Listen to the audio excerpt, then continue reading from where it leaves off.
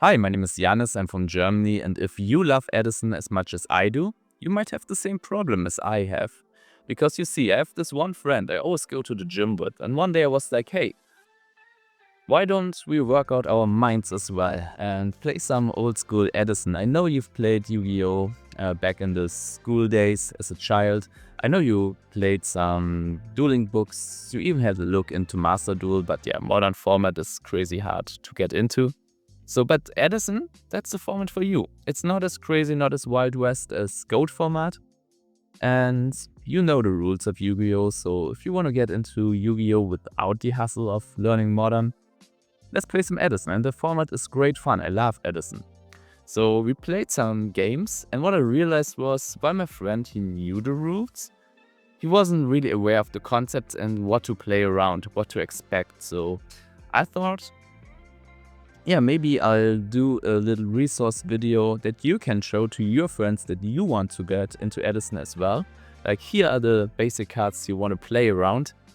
And yeah, and even if you don't want to send this to anyone, even if you yourself play Edison, I think it's always good to kind of get these things really down to, I don't know how to say that in English. You know what I mean. You know, you get my sentiment. We understand each other without language, right? Yeah, you really have to know this in your sleep. And sometimes you go into autopilot. I often go into autopilot, but yeah, always playing around these 10 cards. It's a bit more than 10 cards, 10 spots on the list, because some cards I just group. Yeah, I think it's important. Okay, the first one we already see here, it's Mirror Force. And I grouped this, it's my first spot, like the most important one is Mirror Force and Torrential. I think they share a spot because both of them, yeah. To play around these cards, you don't want to overcommit on your board. Like, if you have, you are the only one with a monster on the field, your opponent has a trap card set, you might not want to summon a second one. Like, sure, there are instances where you want to push for game or apply pressure, especially against decks that are better off in the long game. Like, if your deck needs to go tempo, you might want to push anyway, but you have to be aware of these cards. And yeah, sometimes there's really no need to overcommit. And if you're in the driver's seat, for your opponent, the easiest way for them to come back into the game or get a big advantage is by resolving one of these cards, so be aware of them. Next one I already see here is Heavy Storm. Same concept, don't set too much back row if you don't really have D2. Like, if you have a bottomless and a deep prison, maybe just set one, because both of them are not chainable as well. If you have something chainable, like, you can set a deep prison and, I don't know, a Jar of Greed that you can chain. I forgot the off. Jar of Greed that you can chain anytime. Like, yeah, sure, you can do that.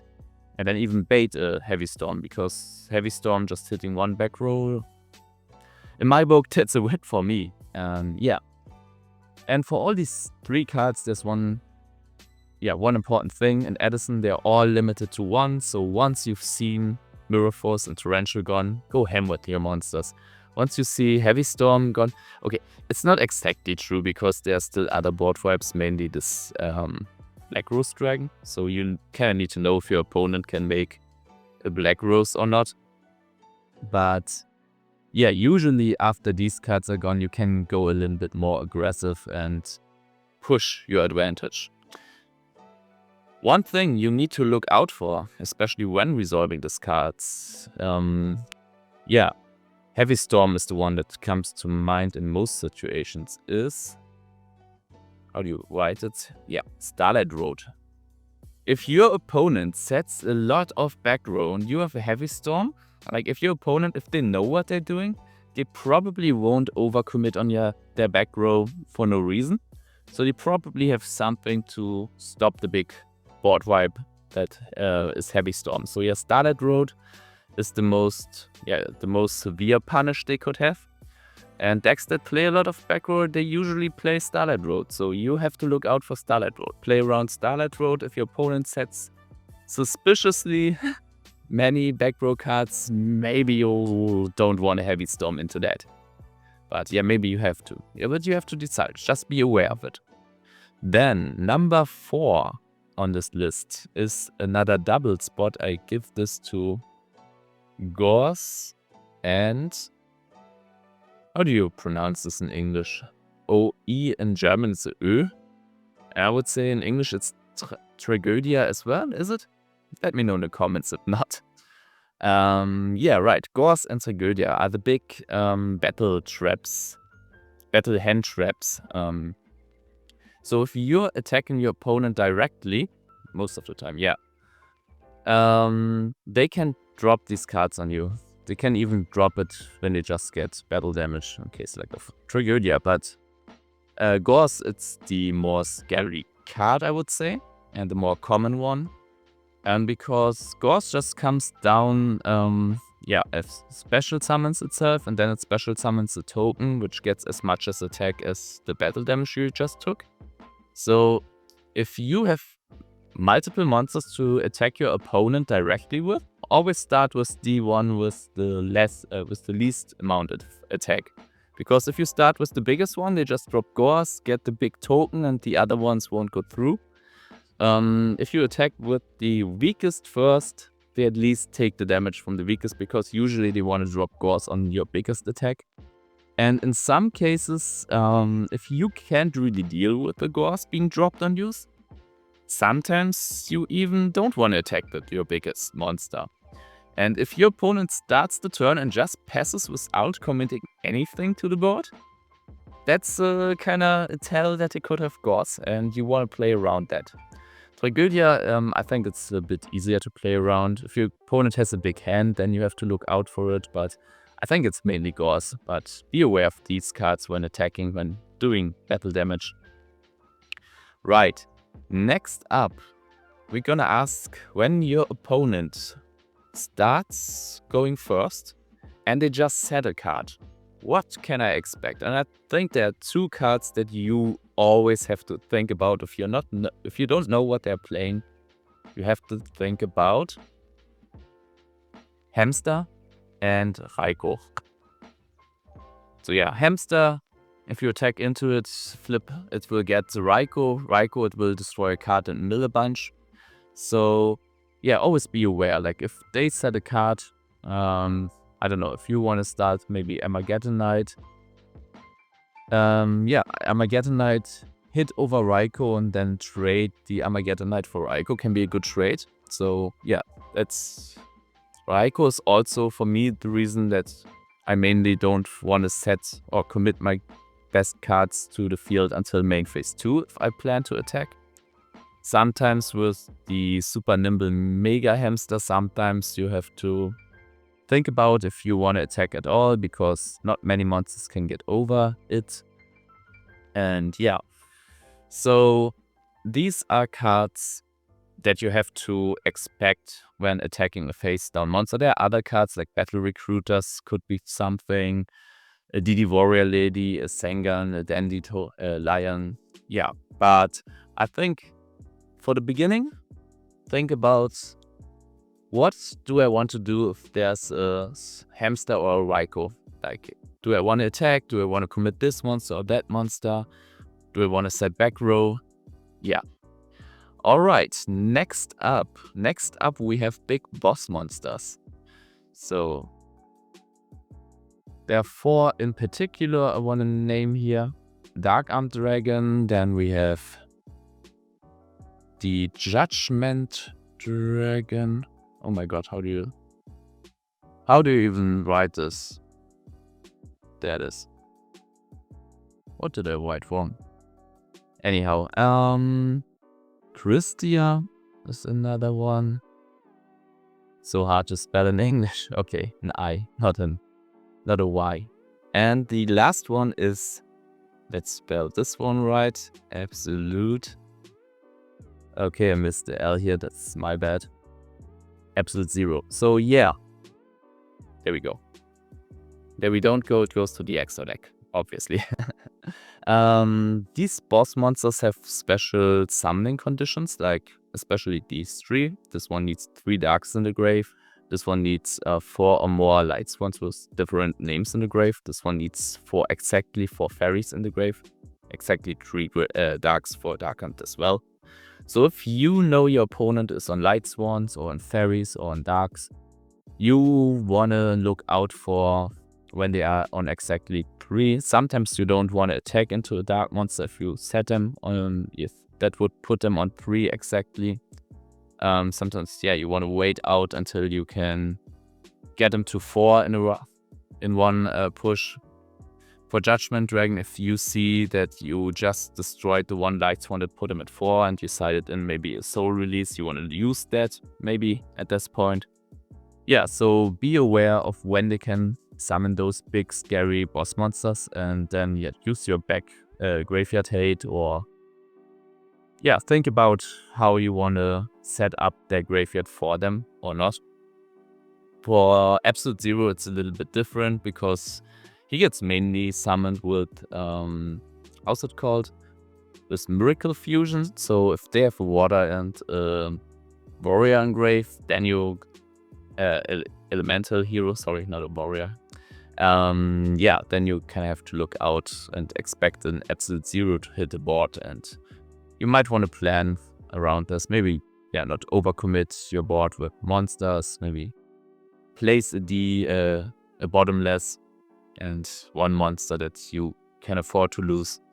So these boss monsters, and in general boss monsters, like other decks have other boss monsters, but I think these ones are the easiest to actually play around. Okay, next up on the list we have, and I talked about this a second ago, we have the most generic traps, and for me these are Bottomless and Dimensional Prison. Where is it? There it is. There are other, Mirror Force, Torrential, they're in a league of their own. Starlight is another special case. But Bottomless and Deep Prison, they are very, very common, and you should always expect them. Like, if my opponent has a back row and I'm not expecting Mirror Force or Torrential, or if these cards have gone, I'm always thinking about Bottomless or Deep Prison. And even if I'm thinking about Mirror Force or Torrential, I'm like, okay, they have Mirror Force or Torrential, I'm gonna do this, and then I additionally think about Bottomless and Deep Prison. Like, do I want to attack if there's a Deep Prison? Like, I like playing Machina, Fortress, and getting this one banished is kind of bad. So at times I don't want to attack just because I fear the Deep Prison and I want to clear my opponent's back row first. So yes, these traps you want to play around. If you want to take this a bit further, you can also think about like Geki Break and Compulse. Soolem Judgement is a card that maybe we could add this, but I think playing around Soolem Judgement is a bit harder. Maybe the tip here is just don't overcommit. But you should always be aware of these two traps in addition to Mirror Force and Torrential. Next up, number 8, we have power spell cards from our opponent, and I think Future Fusion is a very good example.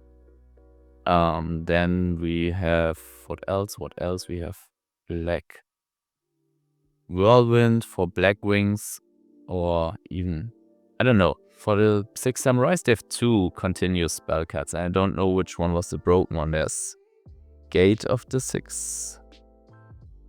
Is it something like this? Something like Gate. Yeah, here it is. Gateway of the 6. Okay. And other decks have other strong permanent spell cards. You also have to think about, maybe we remove the Gateway because 6 Samurais are not that popular. Maybe we put up a Royal Oppression because some decks, they play strong floodgates like Royal Oppression or Royal Decree. Some play like Future Fusion, like Whirlwinds, like Power. These cards are really important for those decks. So how do you play around these cards? It's easy. It's holding your MST. Maybe if you know your opponent could have these kind of cards. Hold your MSTs, hold your Dust Tornadoes, hold your Twisters. Keep your Lila or not Reiki Breaker, your Breaker the Magical Warrior in hand, and yeah, use it. Save the effect on these cards, like especially for Future Fusion and Black Solvent. If you have a chainable like MST or Dust Tornado, that can be really, really good. So you might don't wanna use your MST on a random back row, but save it for the cards that count the most. Okay, number 9. Number 9 is Brain Control. Brain Control is a really, really powerful card. Steals your monster, then they can attack you with it, and I think it's at times it is a bit hard to play around Brain Control, but if you are kind of in a top deck situation and the game state is really simplified, then I think you should start thinking about, if I commit this to the board, will I lose to Brain Control? And yeah, if you have a choice to play around Brain Control, you should do so. And last but not least, we have another 2 cards. First one is Honest, second one is Collude, because they kind of do the same. Honest, if you're attacking into light monsters, it will boost their attack by, adjust the attack of your monster. Collude will give Blackwings 1.4k attack. So yeah, if you're playing against light decks like Lightsworns or Fairies, if you're playing against Blackwings, you should always be aware that they could boost their attack in the battle phase. And yeah, if you don't really want to lose your monster to an Honest or Collude, if you have a Deep Prison, maybe you don't attack, let them attack first and use your Deep Prison to, get rid of the monsters this way, or I don't know, get rid of the monsters and attack them directly, like, if you can do this. Like, it's not always easy and it's not always possible to play around these cards, but if you can, you should. I think that rounds up this list. Those are the 10. Okay, these are more than 10 cards, but we grouped them into 10 groups, like Mirrorforce Torrential, Heavy Storm, Starlight Road, Gorz and Triggeria, Hamster and Reicho, Big Boss Monsters. Then we have the traps, the most common traps, Big Power, Permanent Spell and Trap cards. Continuous, how you call it in English. In German it's permanent. Number 9 was Brain Control, and number 10 was Battle Tricks, Hand Traps, like Honest and Collude. So yeah, I hope you always play around these cards. Don't go too much into autopilot. There are more cards to think about. The better you get, the more cards you kind of can consider at the same time. But for a start, I think like these are super important, and the rest is still important, and from there you can add. But if you just play around like the first row, like up until Reicho, I think that's a good start. Start there. Okay, maybe I'll continue in future episodes with other guides for new players. If you like that, let me know in the comments, leave a like, subscribe if you want. And for my next video, I will do my 100 subscriber special. I will showcase you my very own deck that I built on paper. I try to not max out the rarities, obviously, but get some nice rarities like ultra rares and secret rares, some super rares. So look out for that. And I think my deck it's borderline competitive, and I've came up with the lists myself. And since I've built it, different variants have popped up and similar decks have been invented parallel to my invention. So yeah, I think that's really cool, and I'm really looking forward to share this deck with you. And yeah, see you in the next vid. Bye.